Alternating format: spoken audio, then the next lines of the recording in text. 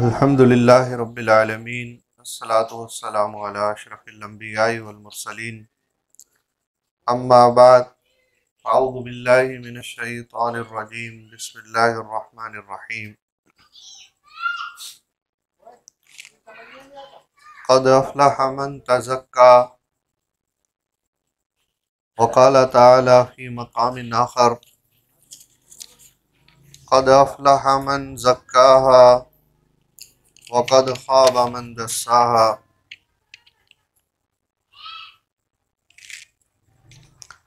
सदक़ल्लाहुल अज़ीम व सदक़ रसूलुहुन नबियुल करीम व नहनु अला ज़ालिका लमिनश शाहिदीन वश्शाकिरीन वल्हम्दुलिल्लाहि रब्बिल आलमीन। मोहतरम सामीन कराम, अस्सलामु अलैकुम व रहमतुल्लाहि व बरकातुहू। कुरान करीम के दो मुख्तलिफ मकामात हैं, एक सूरह आला है और दूसरा सूरह शम्स। इन दोनों सूरतों की दो आयात आपके सामने तिलावत की हैं। इसमें अल्लाह रब्बुल आलमीन ने अहले ईमान को तज़किया नफ्स की तरफ मुतवज्जे फरमाया है और इन्हीं दोनों आयात के तहत आज मुझे आपके सामने तज़किया नफ्स के उन्वान से चंद गुजारिशात रखनी है।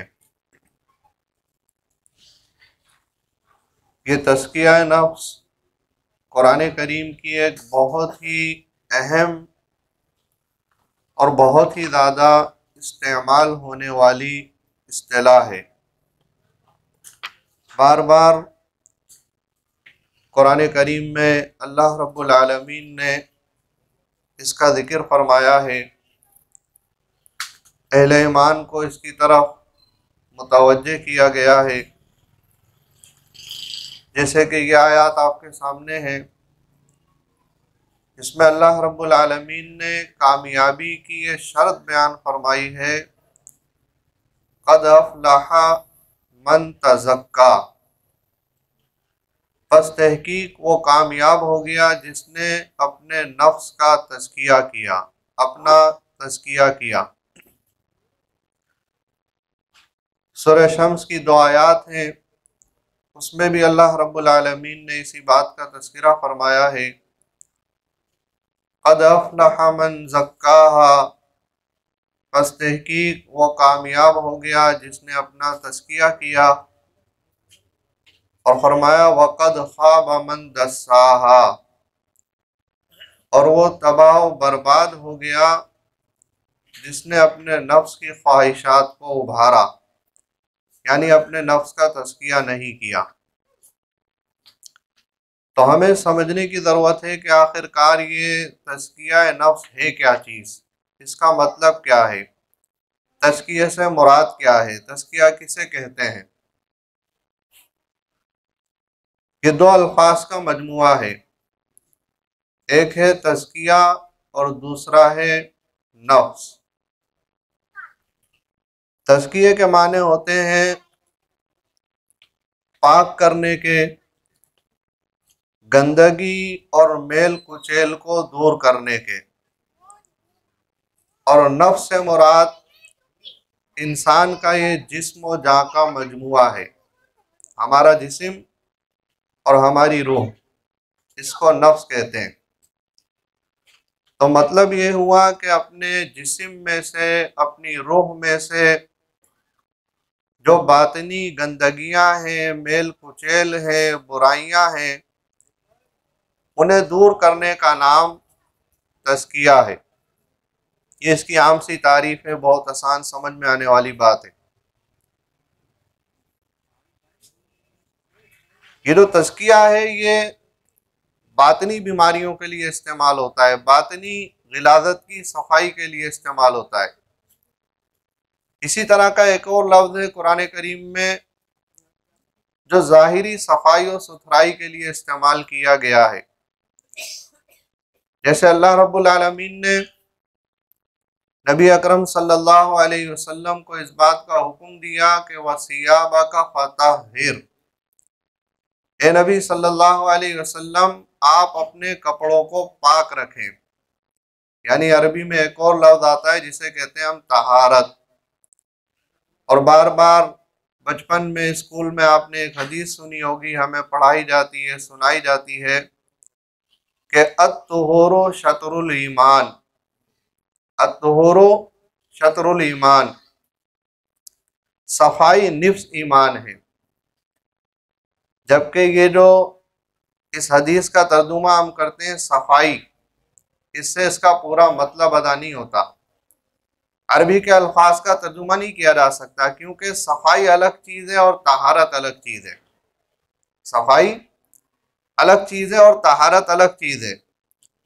ऐसा हो सकता है कि एक आदमी बहुत ज़्यादा साफ सुथरा हो, अच्छे कपड़े पहना हुआ हो, मगर वो ताहिर ना हो, पाक ना हो।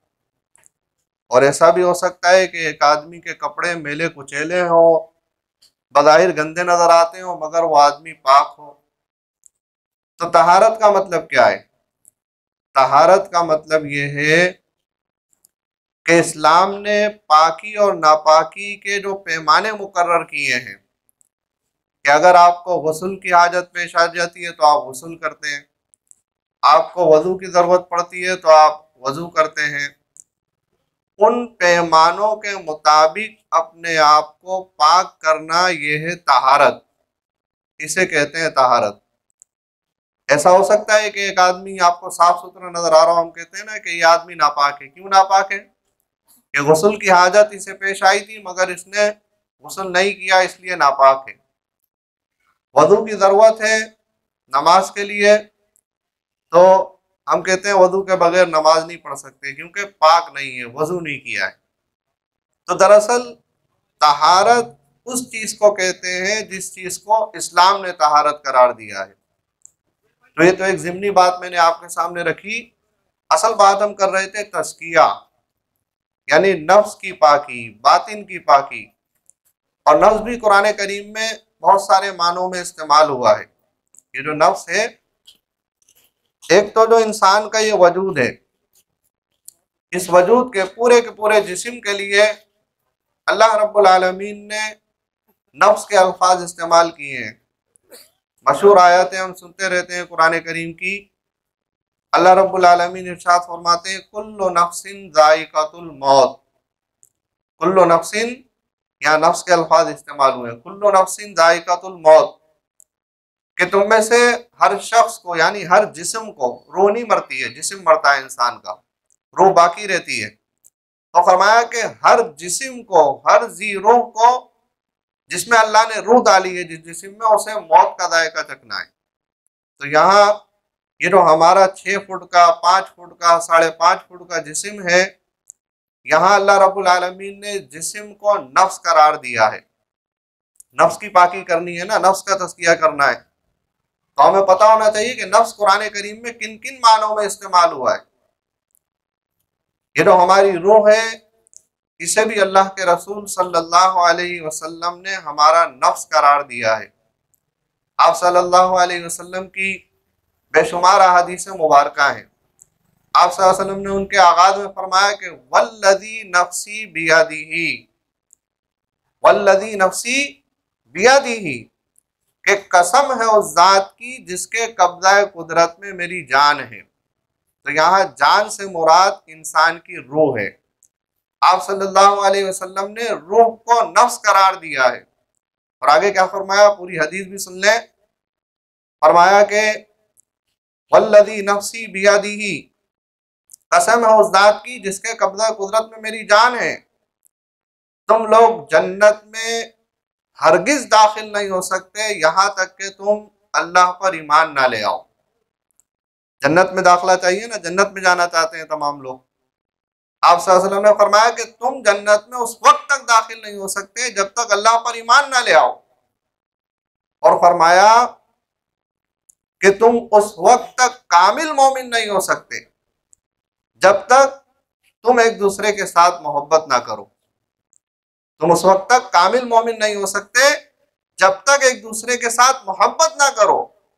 फिर आप सल्लल्लाहु अलैहि वसल्लम ने फरमाया कि मैं तुम्हें बताऊं कि वो कौन सी चीज़ है जो तुम्हारे दरमियान मोहब्बत को पैदा करने वाली है। वो कौन सी चीज़ है जिससे तुम्हारे दरमियान मोहब्बत पैदा हो सकती है। आप सल्लल्लाहु अलैहि वसल्लम ने फरमाया कि अफ़शीउस सलाम, अफ़शीउस सलाम, सलाम को रिवाज दो। जहां भी जाओ मुसलमान आपस में मिलते हैं, चाहे जान पहचान हो ना हो। हमें यह बात बताई गई है कि एक मुसलमान जब भी आपस में मिलेगा उसे सबसे पहला काम क्या करना है? सलाम करना है। सलाम करने से दिलों के अंदर मोहब्बत पैदा होती है। तो ये तो पूरी हदीस मैंने आपके सामने सुना दी। असल मकसद जो इस हदीस में मुझे आपके सामने रखना था वो ये कि आप सल्लल्लाहु अलैहि वसल्लम ने इंसान की रूह को भी उसका नफ्स करार दिया है, जिसकी हमें पाकी करनी है, जिसका हमें तज़किया करना है, जिसे हमें गंदगियों से, आलाइशों से, बुराइयों से, खामियों से पाक करना है। हमें अपने जिस्म को भी पाक करना है, अपनी रूह को भी पाक करना है। तीसरी चीज जिसको कुरान करीम ने नफ्स करार दिया है वो है इंसान का दिल। इंसान के दिल को भी कुरान ने नफ्स कहा है कि ये है तुम्हारा नफ्स। कैसे कहा है? फरमाया कि वज़कुर रब्बका फी नफ्सिका तज़र्रुअन व खीफा, वज़कुर रब्बका फी नफ्सिका तज़र्रुअन व खीफा, कि अपने रब को अपने नफ्स में यानी अपने दिल में याद करो, आहिस्ता और गिड़गिड़ा गिड़गिड़ा कर। क्या फरमाया? अल्लाह को याद करो, अल्लाह का जिक्र करो, अल्लाह को याद करो। कहाँ? अपने नफ्स यानी अपने दिल में, आहिस्ता आहिस्ता भी और गिड़गिड़ा गिड़गिड़ा कर भी, तज़र्रुअन व खीफा, आहोजारी के साथ। तो यहाँ नफ्स से मुराद इंसान का दिल है। ये दिल भी नफ्स की तारीफ में आता है। इसीलिए अल्लाह के रसूल सल्लल्लाहु अलैहि वसल्लम ने ये बात इरशाद फरमाई है, हमें ये बात बताई गई। फरमाया कि इंसान के जिस्म में एक गोश्त का लोथड़ा है।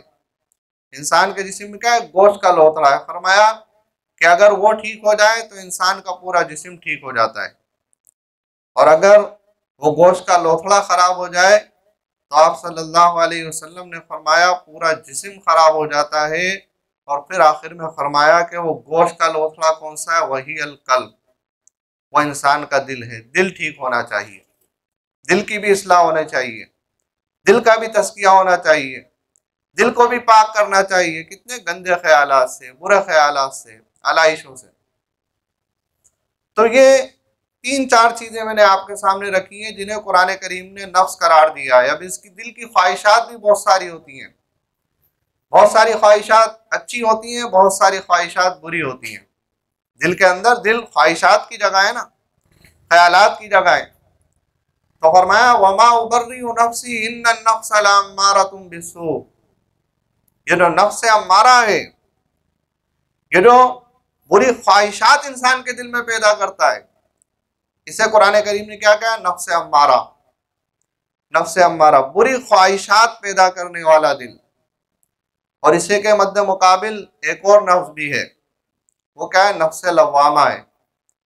ला उक़सिमु बियौमिल क़ियामा वला उक़सिमु बिन नफ्सिल लव्वामा, कि मैं कसम खाता हूं मलामत करने वाले नफ्स की। और ये मलामत करने वाला नफ्स कौन सा है? इसे हम उर्दू में कहते हैं ये इंसान का ज़मीर है।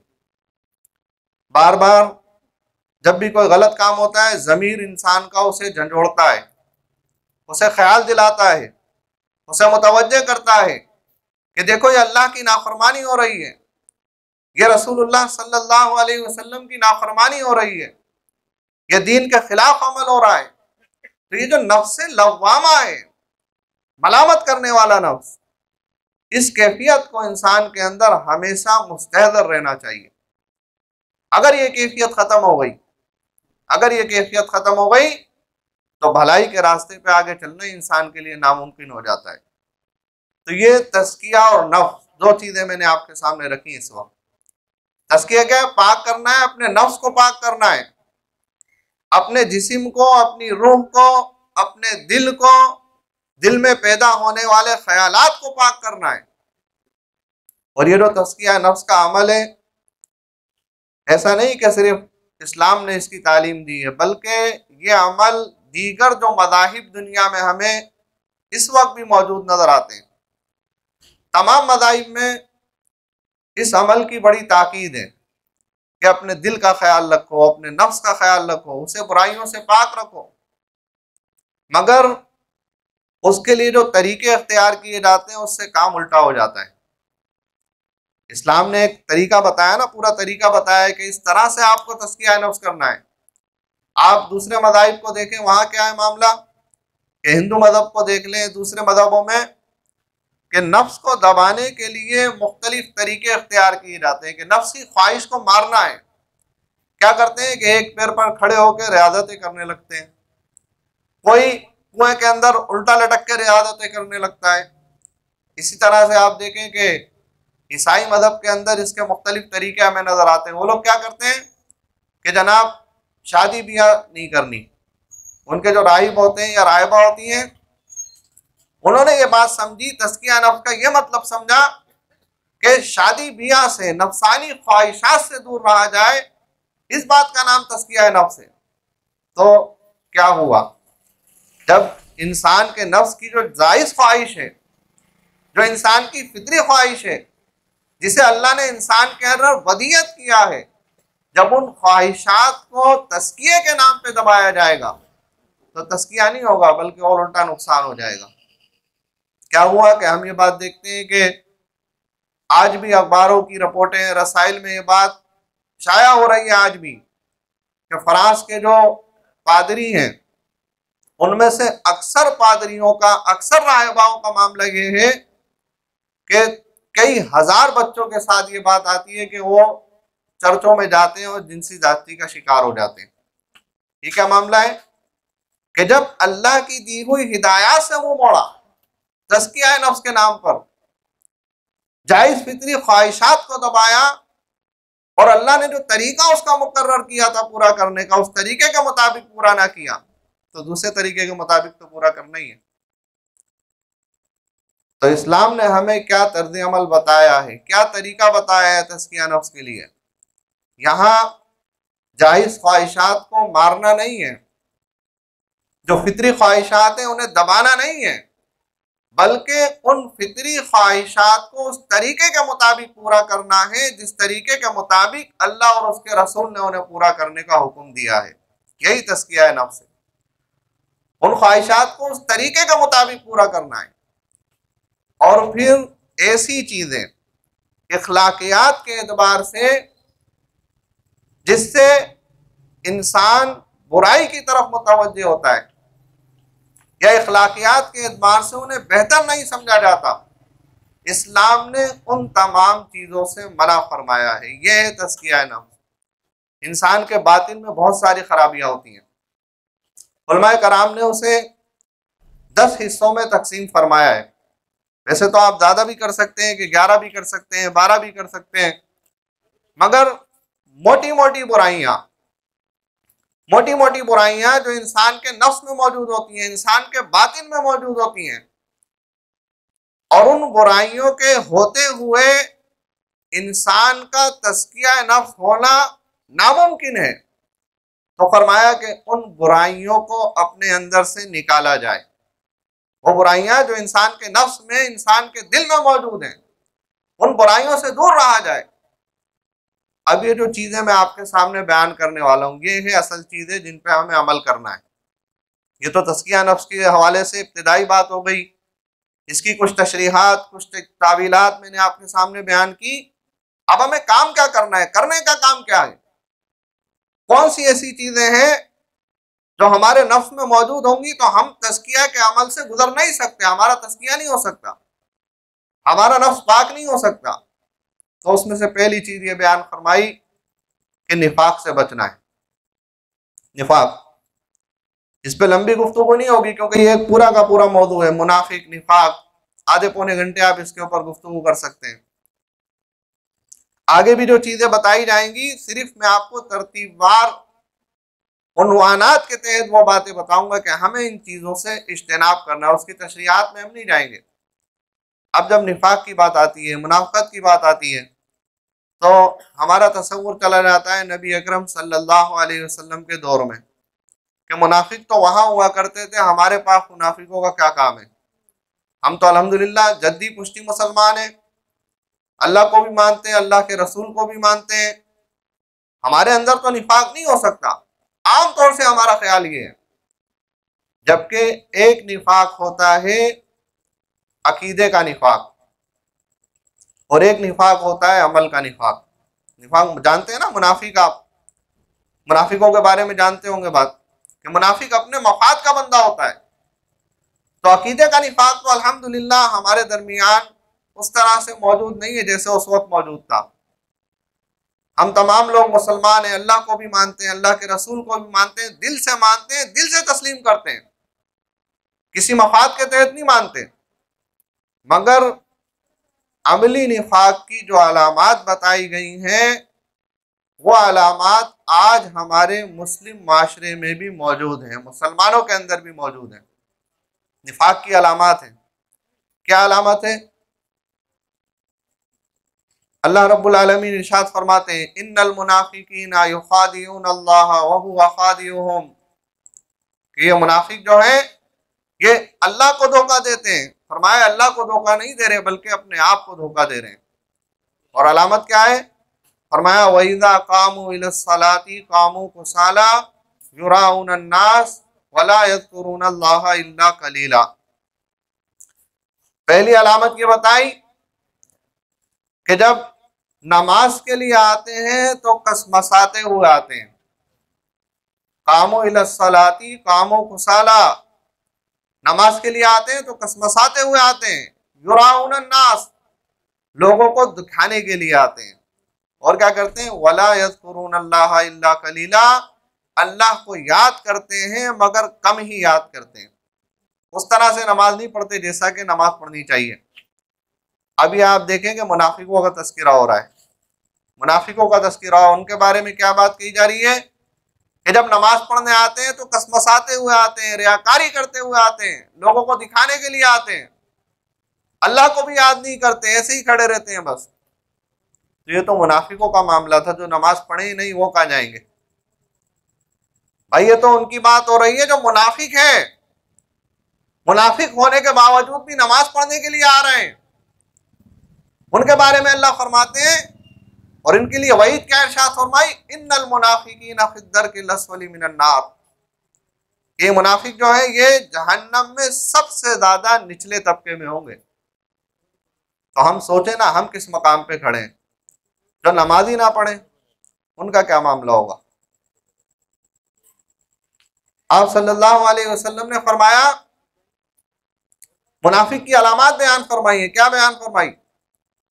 कि जब बात बोलेगा तो झूठ बोलेगा, जब बात करेगा तो झूठ बात करेगा, वादा करेगा तो वादा खिलाफी करेगा, और फरमाया कि जब लड़ाई झगड़ा होगा तो गाली गलौज पे उतर आएगा। अब ये अलामात हमारे अंदर मौजूद हैं कि नहीं है? ये अलामात तो हमारे अंदर भी मौजूद है, बल्कि ज्यादातर मुसलमानों में मौजूद है। आजकल तो वादा खिलाफी मौजूद है, गाली गलौज मौजूद है।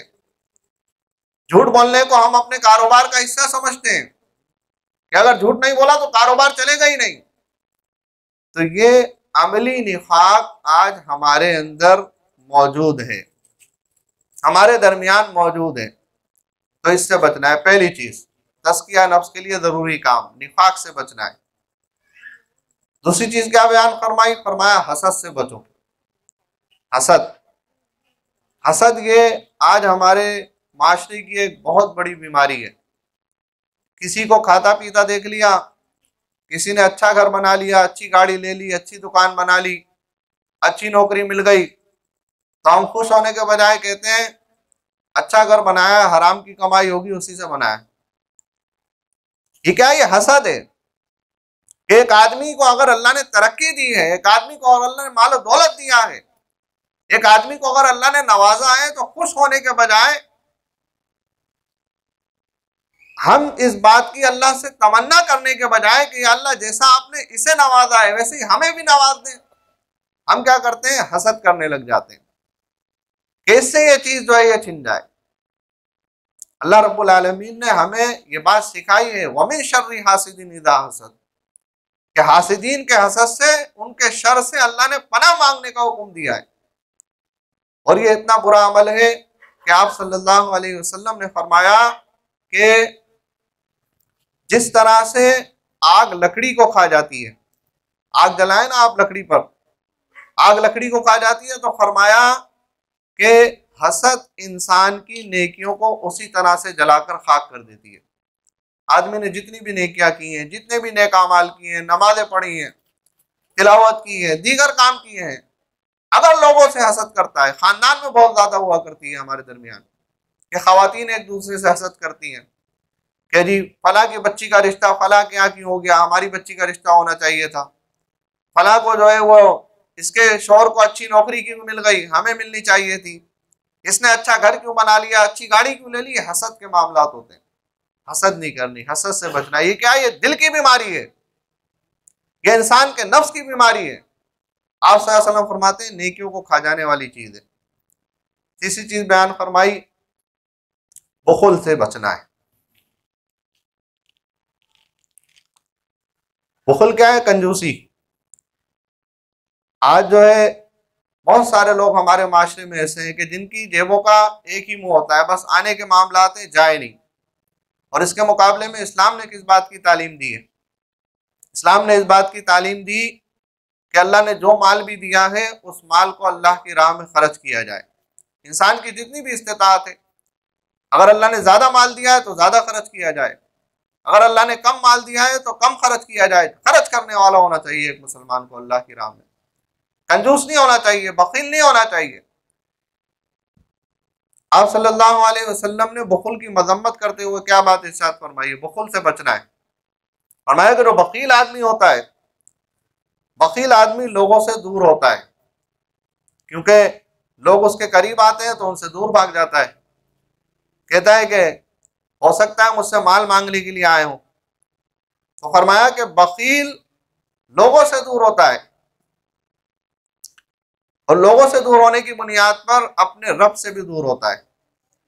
जो लोगों का ख्याल नहीं रखता, अपने रिश्तेदारों का ख्याल नहीं रखता, जो जरूरतमंदों का ख्याल नहीं रखता, तो फरमाया वो अपने रब से भी दूर हो जाता है। और जो अल्लाह से दूर हो गया तो फरमाया वो शख्स जन्नत से भी दूर हो जाता है। जो अल्लाह से दूर हो गया वो जन्नत से भी दूर हो जाता है। आदमी सोचे ना कि ये माल हमेशा तो इंसान के पास मौजूद नहीं था, कि हम जब पैदा हुए थे जब से अमीर थे, और ये माल हमेशा इंसान के पास रहेगा भी नहीं।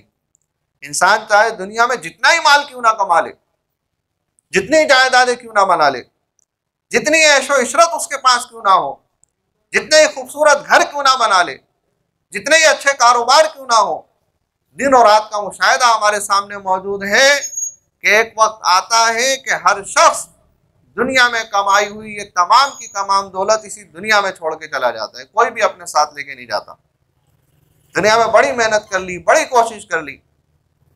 बहुत सारे लोग तो ऐसे हैं कि बहुत कमाते हैं, बहुत बनाते हैं, मगर उन्हें बरतने का भी मौका नहीं मिलता। आदमी सब कुछ यही छोड़ के चला जाता है। जो चीज काम आती है वो अल्लाह की राह में दिया हुआ सदका और खैरात है।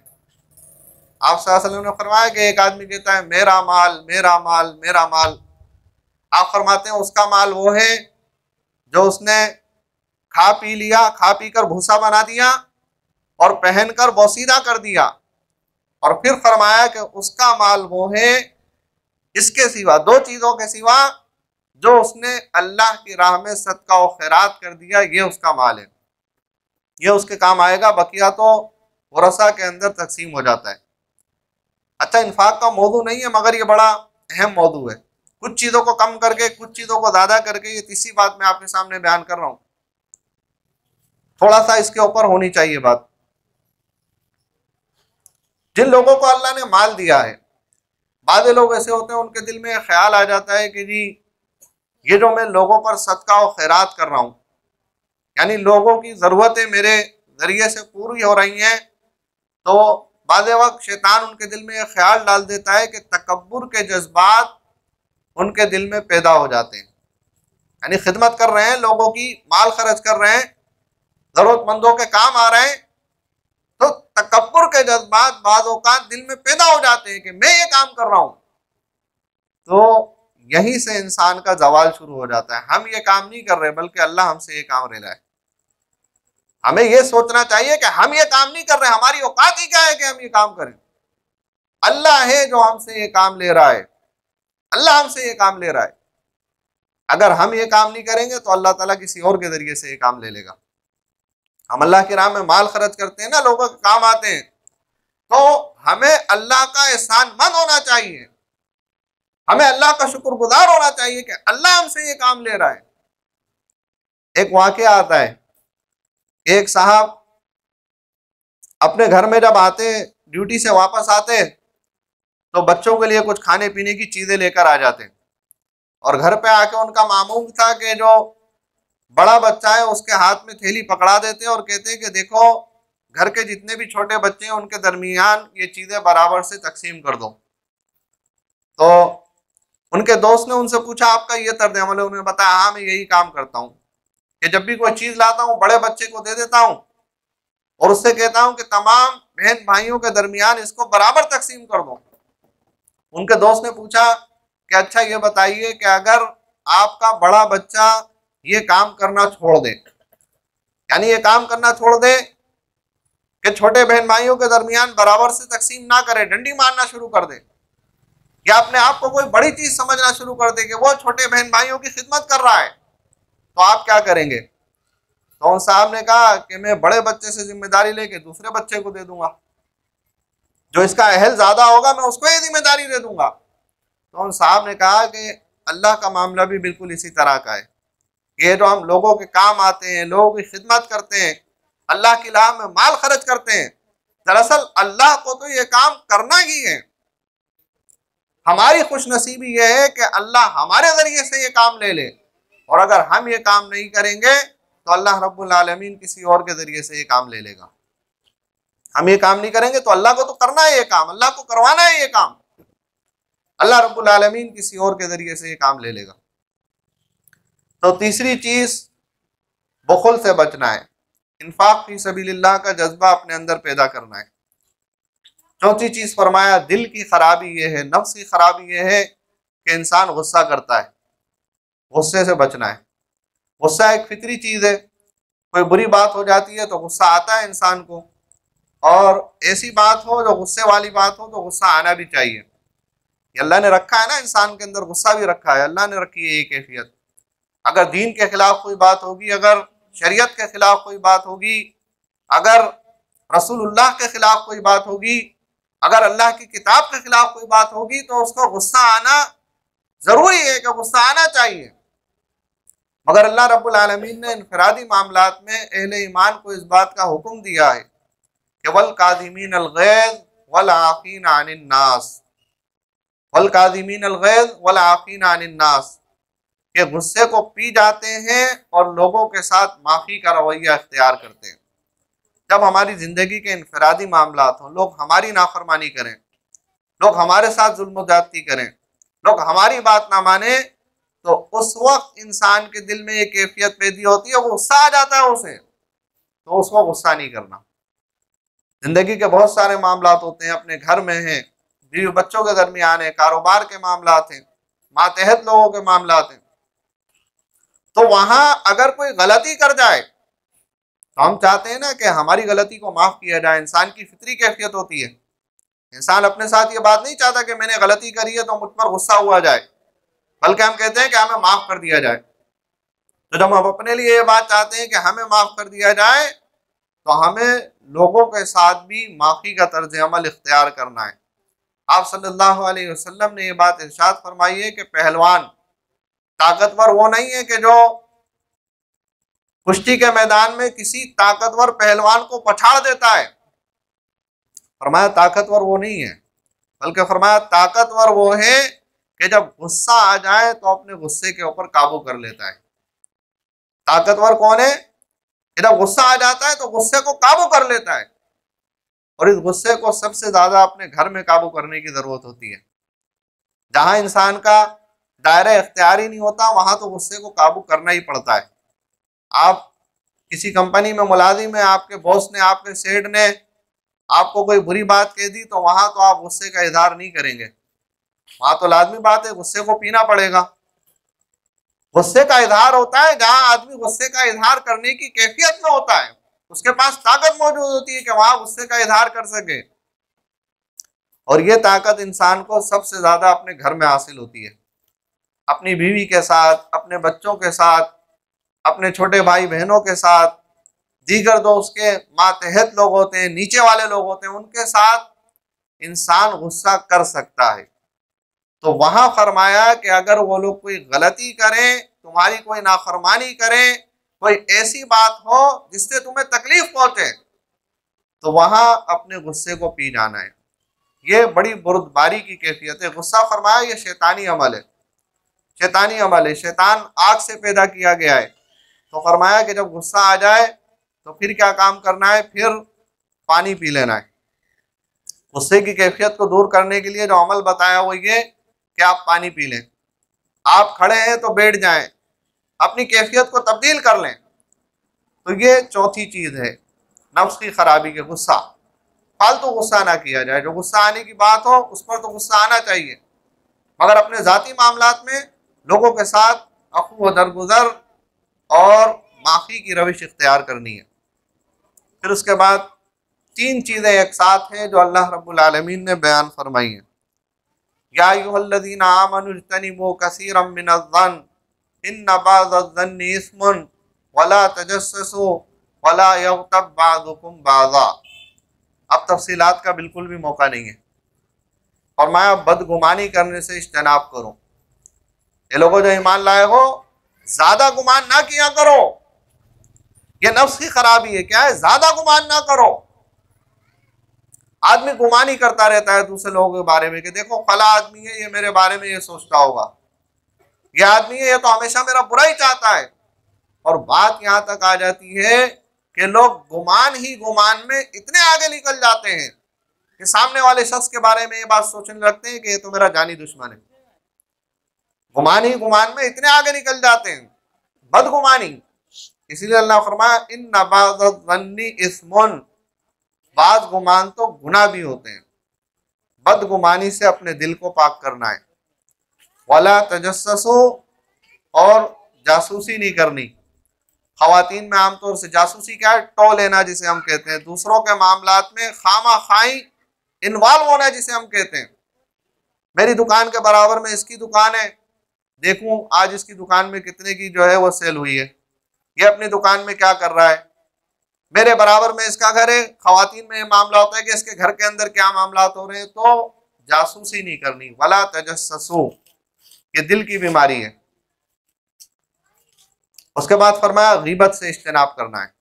वला यग़्तब बअज़ुकुम बअज़ा, और आपस में एक दूसरे की गीबत ना करो। और फरमाया कितना बड़ा गुनाह है।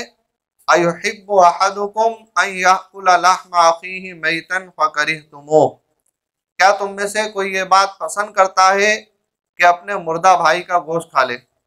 हम में से कोई भी पसंद नहीं करता।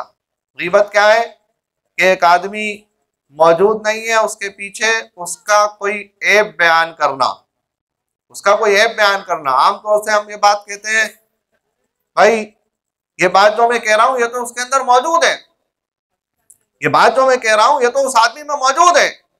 तो भाई ये बात उसमें मौजूद है जभी तो इसको बयान करना गीबत है।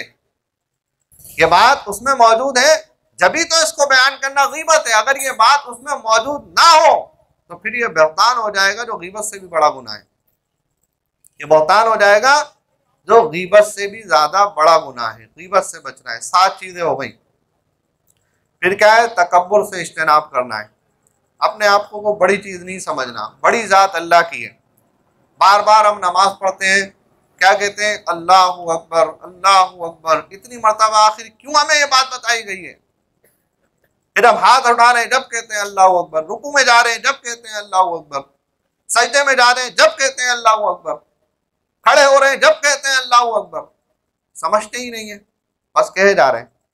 भाई जब अल्लाह बड़ा है तो हमारी बड़ाई हो ही नहीं सकती, अल्लाह ही बड़ा है। तकब्बुर अल्लाह ही की जात को सदावार है। लोगों को हकीर नहीं समझना। तकब्बुर से इज्तनाब करना है और रियाकारी से भी बचना है। रियाकारी, दुनिया दिखावा बड़े बड़े अमाल को बर्बाद कर देने वाली चीज़ है। मैंने कहा था ना आपसे कि ये जो बातें मैं बयान करूंगा ये तो एक एक जो बात है ये अपनी जगह एक पूरा मौजू है।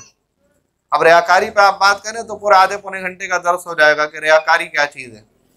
यहाँ तो मैं सिर्फ इस हवाले से ये चीज़ें आपको बता रहा हूँ कि नफ्स की खराबियाँ होती हैं, ये नफ्स की खराबियाँ होती हैं। इन सब की तफसीलात हम जानते हैं, अल्हम्दुलिल्लाह मुसलमान हैं, सुनते रहते हैं, बड़े बड़े दर्स और इज्तिमात में हम शिरकत भी करते हैं। हो सकता है बाज़ लोग ऐसे बैठे हों कि जो मुझसे ज़्यादा इन चीज़ों की अच्छी वजाहत भी कर सकें।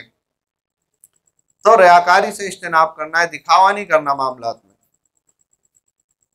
नमाज के बारे में क्या बात आती है, अगर नमाज दिखावे के लिए पढ़ी गई तो बदबूदार कपड़े में लपेट कर मुंह पे मार दी जाती है। जब नमाज का कितना बड़ा अमल है, उसका मामला ये है तो और अमाल किस खाते में जाएंगे। शहीद का जो सखी है, जो मुजाहिद है, उसकी हदीस आप सुनते रहते हैं, कितने बड़े बड़े काम किए हैं।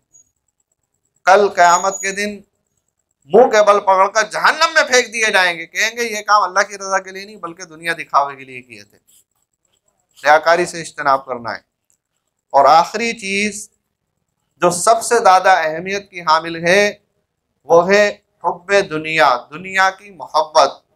दुनिया की मोहब्बत, जब दुनिया की मोहब्बत दिल में होती है तो अल्लाह की मोहब्बत दिल में नहीं आती। दुनिया की मोहब्बत को अपने दिल में से निकालना है। इसकी जगह किसकी मोहब्बत पैदा करनी है, अल्लाह की मोहब्बत को पैदा करना है, अल्लाह के रसूल की मोहब्बत को पैदा करना है, दीन की मोहब्बत को पैदा करना है, दीन के साथ लगाव इख्तियार करना है। दुनिया को छोड़ना नहीं है, दुनिया को छोड़ना नहीं है, बल्कि इस दुनिया में रहते हुए हमें अपनी आखिरत की तैयारी करनी है। जैसे बात आपके सामने आई थी ना, तस्किया दुनिया को छोड़कर तस्किया नफ्स नहीं होता, बल्कि इस दुनिया में रहते हुए तस्किया नफ्स होगा।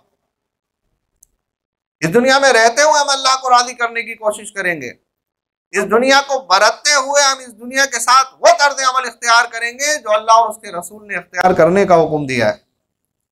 ये दुनिया तो हमारी आखिरत की कामयाबी का जरिया है, दुनिया को छोड़ना नहीं है।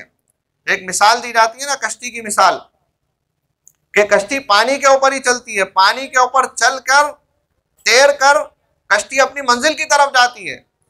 अगर पानी ही मौजूद ना हो तो कश्ती का मंजिल पर जाना नामुमकिन बात है, मंजिल तक पहुंच ही नहीं सकती।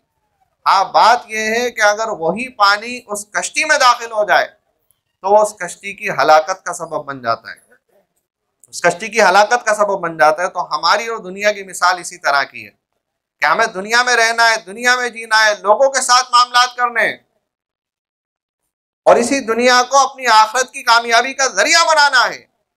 बस ऐसा ना हो कि ये दुनिया हमारे अंदर इतनी रजबस जाए कि हम दुनिया ही के होकर रह जाएं और अपनी आखिरत को भुला दें, दुनिया ही को होकर रह जाएं और अपनी आखिरत को भुला दें।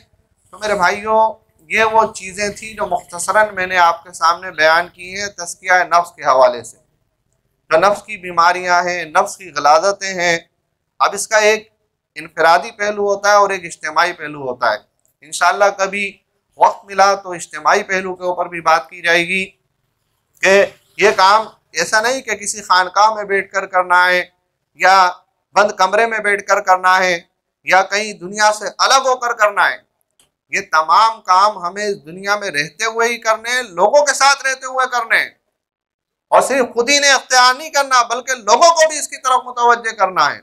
अमर बिल मारूफ और नही अनिल मुनकर का जो फरीजा अल्लाह ने जो जिम्मेदारी हमारी लगाई है, लोगों को भी इसकी तरफ मुतवज्जे करना है। और इसी के साथ साथ इस दुनिया में इस्लाम के निज़ाम के सिवा जो निज़ाम राइज हैं, जो गिलादत वाले निज़ाम इस दुनिया में मौजूद हैं, उन निज़ामों की भी इस्लाह की जिम्मेदारी अल्लाह रब्बुल आलमीन ने हमारी लगाई है, उनका भी तज़किया करना है। और उसकी जगह इस्लाम का जो निज़ाम अल्लाह रब्बुल आलमीन ने हमें अता किया है, उस निज़ाम को इस दुनिया में कायम और नाफिज करना है। तो इन उनानात के तहत इज्तिमाई तौर पर तज़किये के हवाले से हमारी क्या जिम्मेदारियाँ बनती हैं, अल्लाह रब्बुल आलमीन ने कभी मौका दिया तो ये बातें भी आपके सामने बयान की जाएंगी। अल्लाह ताला हमें अमल की तौफीक अता फरमाए। व आखिर दावाना अल्हम्दुलिल्लाहि रब्बिल आलमीन।